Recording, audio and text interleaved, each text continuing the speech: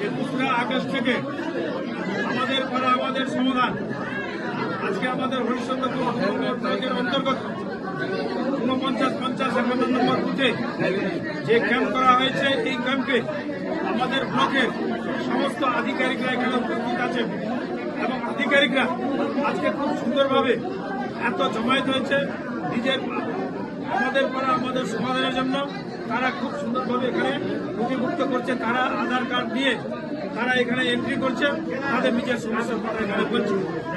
তাদেরকে আমরা অনুরোধ করলাম যে আপনাদের পাড়ার যে সমস্ত সমস্যাগুলো আছে সেই সমস্ত ছোটখাটো সমস্যাগুলো আপনারা বলবেন।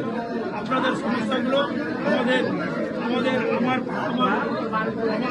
আমাদের পাড়া আমাদের সমাধান এই এতে সমস্যার সমাধান হয়ে যাবে।